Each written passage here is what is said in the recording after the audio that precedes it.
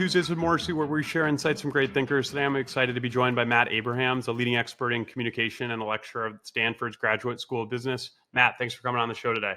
I am excited to be here with Adam, and I look forward to our conversation. A lot of your work, including your podcast, newsletter, and book, are centered around thinking faster and talking smarter, providing tangible and actionable skills to help people speak successfully on the spot. You've been researching this for a long time. What initially lit your spark around this segment of communications research? Yeah, well, if you think about it, most of our communication is not planned. It happens in the moment. Somebody asks you a question, they ask you for feedback, you make a mistake, or you find yourself in a small talk situation. Much of our communication happens in an unplanned, spontaneous way. And I've been thinking about that for years, but about 9 years ago, the deans at the Stanford Business School where I teach came to me and said, we have a problem. Our incredibly bright students are really struggling with cold calling. And you probably remember what that is, Adam, when you're in school and the professor says, what do you think? And our students who knew the answers couldn't answer the questions. They got tongue-tied. It was really a struggle for them. So they asked, was there something I could do to help them feel more comfortable? And so I set out to do a lot of research, and I studied psychology, anthropology, sociology, even improvisation and neuroscience to come up with a methodology that now all of our Stanford MBAs have the opportunity to go through in their first 3 weeks of joining us. And we have found that it helps them feel more comfortable and confident, and the professors feel like they're getting more dialogue, collaboration, and discussion. So it was really the request of the deans that lit the fire for me to do this research. And after 10 years, 10 years or so, what are you finding keeping the content fresh for you? Yeah, so the great thing about talking about and working on spontaneous speaking is it is spontaneous and it changes. And so no one interaction is ever the same. So I find that really fascinating and fun. You know, once you learn how to create a slide deck or draft an agenda, it's pretty much rinse and repeat. But when it comes to spontaneous speaking, it's fascinating. And now we have more tools and modalities through which we can spontaneously speak. So I find it all really engaging and interesting. The practice you outline to improve effectiveness in spontaneous communication boils down to a couple of things: anxiety management, skills development, and practice. You mentioned the Stanford classes, the business schools, but what have you learned about most people's relationship with speaking on the spot? Yeah, so most people do it a lot and they don't feel prepared. And people often will dread it. They don't look forward to it. I can't tell you the number of people who have told me since my book came out that they're so grateful that there's some tools around small talk. People dread going to parties or going to receptions after conferences where they just need to talk to people. So a lot of people have expressed relief that there's some ways to feel better, not just in small talk, but answering questions or giving feedback or making introductions of ourselves or others. So there's a lot of relief and in many people excitement that, hey, I can actually work to improve these skills. Some of us feel like I'm just born this way. I don't have the gift of gab. And yet, in fact, by working through some of these techniques, everyone can get better at speaking in the moment. Yeah. When you look back at your body of work, spontaneously speaking, and particularly in your earlier days of your research, did any firsthand experiences stand out to you? Absolutely. So with a last name like Abrahams, my whole life I've been speaking first. I always knew where I sat as an elementary and even high school student. The teachers always started alphabetically. So I was always living the life of somebody who was having to speak spontaneously. I can't tell you the number of my school friends who were so grateful and would thank me. They say, oh, thank you so much for going first, because by the time it came to me, I could prepare my thoughts. So I have always been speaking in the moment and first. It is something that I've learned to get comfortable with and over time get better at. To break down the practice, we talked about anxiety Yeah. management, skills development, and practice. What have you found be really effective to help people manage their anxiety? Yeah, so you're right. There are three major steps. First, we have to manage anxiety. Then we have to focus on skills around our approach. And then finally, skills around messaging. So anxiety looms large in all communication, planned or spontaneous. Those of us who study it believe it's innate to being human. Getting nervous is normal and natural. We have some evidence that upwards of 85% of people feel nervous in high stakes situations. I quite frankly think the other 15% are lying. I think we could probably create a situation that makes them nervous. So we need to learn how to manage the anxiety. And you have to take a two-pronged approach. You have to manage the symptoms that we feel, but also the sources, the things that initiate and exacerbate the anxiety. So let me just give you one quick example of each. One tool that seems to work for most people, and mind you that not everything works for everybody, is deep belly breathing. The kind of breath you would take if you've ever done Tai Chi or Qigong, where you really fill your lower abdomen. For many people, doing that just a few times, where we really focus on the exhale, it's the exhale where all the magic happens, people begin to feel less nervous. Their heart rate slows down, their speaking rate slows down, the shakiness goes away. So that's a way to manage some of the symptoms. In terms of sources, one of the big things we have to do is give ourselves permission not to be right. Many of us, when we communicate, we want to do it perfectly. And in fact, that gets in the way of doing it well at all. Your brain is like a computer. You only have a limited amount of bandwidth. And if I am focused and fixated on judging and evaluating everything I'm doing, that means I have less bandwidth to focus on actually communicating and connecting. So one way to reduce a source of anxiety is to focus less on doing it right and more on connecting. So I like to say it's about connection, not perfection. So that's one example of a symptom and symptomatic relief, and another example of a source and relief for that source. Yeah, there's a story of a master and a teacher, and or a teacher and a student rather. And the student says, "Hey, how long is this going to take?" And the master says, "5 years." And the student goes, "Okay, what if I work twice as hard?" And the master says, "10 years." And the student says, "No, I don't think you understood my question. I said if I work twice as hard, how long is it going to take?" And he said, "No, I understood the question, but when you have one eye on the target, you only have half one eye on the process." Absolutely. I love that story. And it really exemplifies what I'm talking about. If you're not fully focused, then things aren't going to go as well. They're going to take longer. People aren't going to understand you as well. So thank you for sharing that story. It absolutely resonates and highlights the point I'm Yeah. making. A couple of my favorites in the anxiety is greeting anxiety. What we Mhm. resist persists. So just by acknowledging it and accepting it, we can settle in a little bit deeper. That's absolutely right. It comes from the notion of mindfulness that when you have an emotion, positive or negative, anxiety being one, that when you acknowledge it, you then have a sense of agency over it. And so taking the moment to say, hey, this is normal and natural. It makes sense that I'm nervous. It actually represents that I care about this. So acknowledging it, reframing it allows you to then do something positive with it. The other reframe I liked is the idea of if you're giving a presentation to 100 people, remind yourself, I'm not speaking to 100 people. I'm having a conversation with 100 people. That's absolutely right. Communication is best when it's conversational and not performative. So when I remind myself that I'm having a conversation here, it can really help. And there's some simple things you can do to help with that. One, use conversational language, which tends to be very inclusive. People's names, the word you or us. Ask questions. Questions by their very nature are two-way, so they're conversational.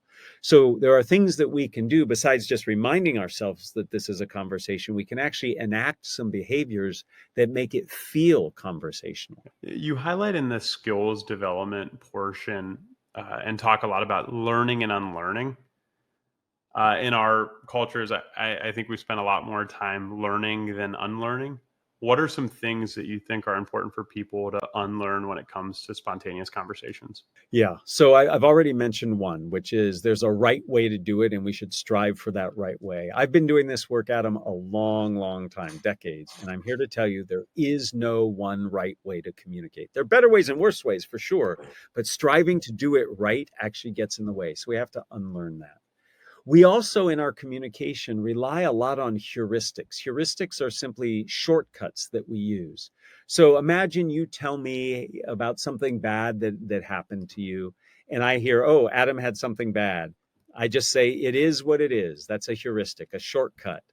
But I might have missed in your sharing something bad that happened to you, maybe a subtle request for support or for help. And by simply locking into that heuristic, when somebody says something bad, I say it is what it is. I missed that opportunity. So we need to unlearn those heuristics. Not to say that we should never use them. Occasionally it makes sense, but it's because it's habit, it blocks us from being really present and in the moment. So unlearning heuristics, making sure that we focus on what's important and being present in the moment can make a big difference. Can you speak a little bit about daring to be dull? Yes, yes, yes, yes. And this plays into this perfection notion. I start every one of my Stanford MBA classes with this. I say, I want everybody in this class for this entire quarter to maximize your mediocrity. And Adam, you've never seen more jaws drop. Stanford students have never been told to be mediocre, but it's this notion of dare to be dull. Your brain is like a computer. You only have so much bandwidth. And if part of that bandwidth is focused on monitoring what you're saying, you only have a limited portion to do your work. When you have a lot of apps or windows open on your phone or your laptop, each one of those is performing less well because of the other ones. So if I give myself permission just to get the work done, just to have the conversation, just to answer the question, just to give the feedback, I take a tremendous amount of pressure off of myself, which frees up bandwidth for me to do it really well. So on the very last class, I tell my students, maximize mediocrity and you will achieve communication greatness, because just striving to be mediocre frees up resources to do it really well. So it's important for us to take that pressure off, and it can be really helpful. Yeah, what I've heard is it said when people are speaking from the heart and not trying to perform, you can't look away. Oh, I like that. I like that very much. That's right. When people are being present, speaking their truth, and being in the moment, you feel that, and we connect to it. Yeah, I had a podcast guest a couple weeks ago who was an early venture capitalist turned author named Jerry Colonna. And he was Mhm. one of the first guests I've had that said, I don't want to see the discussion points. I want to be in the Yeah. moment and see what comes up, which I really admired and respected. Absolutely. And most life is spontaneous. And if you're comfortable responding that way, it can really help. So I respect that too. You mentioned greatness. In your opinion, who is the Michael Jordan of speaking on the spot? Well, there are many people who are really good at speaking on the spot. And um, it's hard for me to pick one person who I think does it Sure. really, really well.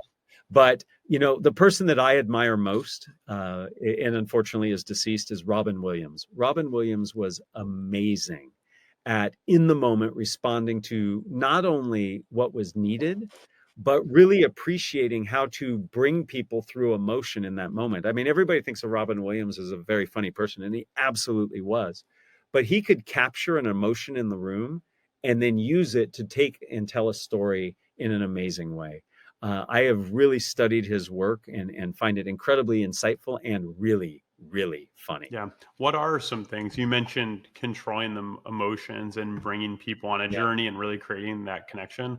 What are some other right. things that the greats do really well? They pause. A lot of us feel in the moment we have to respond right away. Somebody asks a question and we have to answer that question. Somebody asks us for feedback and we just have to give it right in that moment. Really confident, competent, spontaneous speakers pause. They use time. They connect ideas together. They check in and engage an audience. So it's not just broadcasting information, they involve the audience's reactions.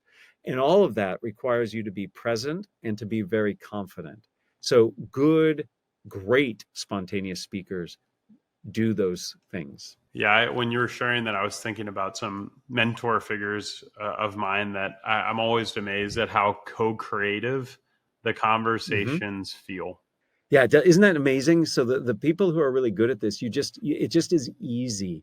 I assume you're familiar with this notion of Mhm. flow, where you lose objective self-awareness. Most of us think about flow internally just for ourselves, but I believe very firmly that you can co-create flow with others by being present, by connecting, and not worried about all these externalities. And it's beautiful and it's engaging when you're in that moment with somebody else. Yeah, it really is special. You mentioned, we talked a little bit about anxiety management. We talked a little bit about skills. I'd love to talk a little bit about practice. You mentioned some structures that can help us have more of Mhm. a framework. What Yeah. are some of those structures to help us know really what we want to say and how we want to say it? Thank you for bringing up structure. It's so important in all communication, but especially spontaneous communication. Structure is nothing more than a logical connection of ideas. Many of us, when we're put on the spot to speak, we just itemize and list information. We take our audiences on a journey of our discovery of what we're saying while we're saying it. So we end up saying a lot of things that are really hard to keep track of. Our brains are not wired for lists of information. In fact, Adam, how many items do you need to buy at the grocery store before you actually have to write them down so you don't forget? For me, it's 3. Anything over 3, I'm likely going to forget. I don't know I about got you. my heuristics for sure. I got my patterns, but it's probably no more than a handful. That's right. That's right. And our brains just aren't wired for that. What they are wired for is structured information. So a structure is just a logical connection of ideas. An example that every one of your listeners will be familiar with is problem, solution, benefit. This is how most television advertisements are structured. There's some problem, issue, or challenge in the world. Their product or service addresses it or fixes it. And then there's some benefit to doing it. So there are lots of structures. In the book, I talk about many. My favorite structure is 3 simple questions. What? So what? Now what? What is the information you're talking about? It could be your idea, your product, your update, your feedback. The so what is why is it important to the person you're talking to? And the now what is what comes next. Maybe it's let me show you a demonstration, or what questions do you have, or let's set up a meeting next week. What, so what, now what? By simply answering those questions, you package information up nicely. So leveraging structure is what our brains are wired for, and it can really help you communicate effectively in the moment. Well, so let's practice.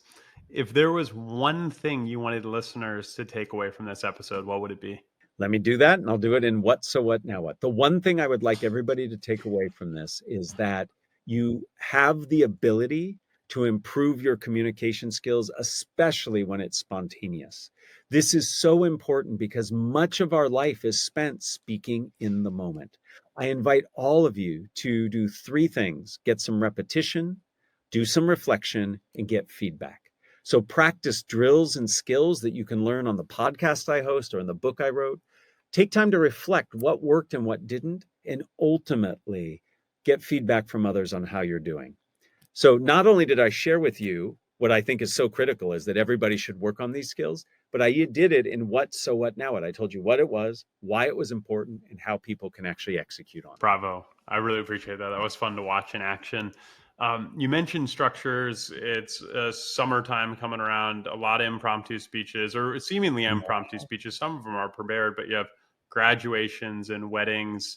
Do you have a framework or structure for um, Yeah, a great impromptu speech at an event like that? Because sometimes absolutely. one of my biggest pet peeves is when at a wedding, if they open the floor or at a rehearsal dinner or something, and you're like, man, I really wish they would have given people a heads up on this. Yes, right, absolutely. Or worse, the people who take advantage of that just go on forever and ever, or they make it more about them than the couple, or it's all insider information that you don't know and you can't connect to. So there's so many things people do wrong with toasts and tributes. So I have a structure that I really like. And you're right, this time of year, we've got people graduating, we have people getting married, lots of opportunities for people to give toasts and tributes. A lot of companies are winding down their fiscal year or for the summer. They want to give a tribute to teams. So I have a structure I like. It is the what structure, WHAT. The W stands for why are we here? Now, obviously, if you're at a wedding, you don't have to say, hey, we're here at a wedding. But if you're at a company all hands meeting, and part of that meeting is going to give a tribute to a team, you have to explain, hey, we're going to take just a few minutes to give a shout out to this team who did well. So sometimes you have to describe why are we all here? And then you have the H, which is how are you connected to the event? Now, obviously, if I'm the manager of the team giving the tribute, I don't have to say, hey, I'm the manager. But if I'm at a wedding and I start speaking, people want to know, who are you? So you might say, I've known the bride for 20 years. So you have to connect. Why? How are you connected? And then the A is an anecdote. You should tell 1 or 2 short anecdotes that are applicable to everyone, that aren't offensive, that really get a point across. And then finally, some kind of thank you or toast. So if you explain why we're here, how are you connected, give an anecdote or 2, and then give you the thanks or toast, you will have a clear, concise tribute regardless of if it's a personal event or a work event. Very good. Yeah, that's really simple and actionable, and you can get in and out in 2 to 5 minutes, and everyone's impressed and Yes, excited and happy. absolutely. And you certainly aren't offending anybody when you do it that clearly and Yep, quickly. intentionality. How do Yes. it is a little counterintuitive to say, like you're mentioning your one advice for listeners using the what, so what, now what framework, practice. I imagine Yes. when you start teaching students, or they're saying, well, how can you practice spontaneous conversation if it's uh, spontaneous? But once we know some of the rules and start to get Uh-huh. the skills, what are some simple actionable advice you give to people that are looking to practice? Absolutely. And it is counterintuitive to practice to be spontaneous. But if you think about it, an athlete is constantly doing drills and practicing. So when they're in the game, which is Mhm. spontaneous, they can respond appropriately. Or a jazz musician plays lots of chords and chord progression so that when they're actually in the moment playing jazz, they can just do it. So preparation is really an important part of being spontaneous. So how do you do it? Let me give you a couple examples. One, I am a huge advocate for Toastmasters. Toastmasters is an international organization designed to help people with their communication skills. In every Toastmasters meeting, they spend part of the time on planned presenting, and then they do something called table topics, which are impromptu speeches, so you can get the reps there. I encourage my students to use generative AI. So I'll say you're giving a presentation on whatever, go to generative AI, type in presenting this presentation to a MBA class. What are 5 questions that I might get asked? As soon as the tool spits out the question, practice answering it, not to memorize answers, but just to drill that moment of being spontaneous. So there are things we can do to practice that can help us. Yeah. How have you found these skills translate to other types of communication? Yeah, so they absolutely transfer. In fact, they can really help. So I'll give you an example. Many of my students who learn how to speak spontaneously, answering questions, fixing faux pas, giving feedback, will tell me that the thought process, the prioritization, the structure really helps them in their writing for their emails, for their papers. People who get really good at spontaneous speaking often find it much easier to do planned presenting or giving talks on panels or in meetings. So these fundamental skills translate beautifully to other forms of communication. Yeah, I could definitely see that, and I've already seen it as applying some of your work to copywriting or general promotions. It's really, really powerful. That intentionality and the spontaneity gives you a lot of intentionality and frameworks for the structure. You've been in and around Stanford for a while. You mentioned in your book that you studied under Professor Philip Zimbardo, who was the famously in charge of the research with the Stanford prison experiment. What's it been like for you, and what have you learned being in a place like Stanford, where there's always amazing people and ideas passing through? I am incredibly blessed to be associated with this institution as a student and now as a faculty member. It's amazing. It's amazing to be around incredibly bright people. Phil Zimbardo, who you mentioned, was a mentor to me when I was an undergraduate. A lot of people have very polarized views of him because of that prison experiment. What many people don't know is early in his career, he studied shyness and see what part of what motivated him to study prisons was that shyness is essentially a self-imposed prison. And I was very interested in speaking anxiety, and you can clearly see how shyness and speaking Mhm. anxiety are related. So that's how I got to do work with him. But it is just amazing every day to be around bright people who are taking on really challenging topics and issues. And I feel very fortunate to help empower many of these folks by teaching communication skills because you can have great ideas, and there are many of them in this place, but you have to be able to communicate them well so you can collaborate and pass them along. So I feel blessed every day for the opportunity to do the work that I do. Wonderful. Yeah, it's great to speak well spontaneously or structurally, but it's better to just use that as a tool to make impact and have agency. Absolutely, 100% agree with you. What's the best way for listeners to keep up with the work you do, Matt? Thank you for asking, Adam. So I do a tremendous amount of work on LinkedIn. Please feel free to connect with me there. I encourage you, if you like Adam's podcast, listen to Think Fast, Talk Smart. It's all about communication skills.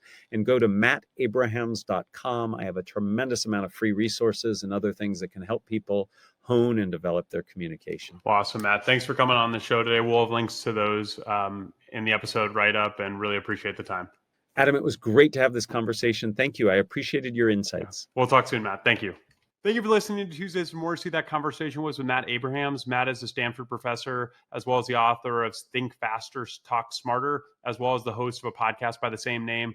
What I enjoyed about the episode is learning about Matt's work, which is centered around providing tangible and actionable skills to help people speak successfully when they're put on the spot. If you enjoyed the episode, share it with a friend, and we'll see you here soon. Thanks.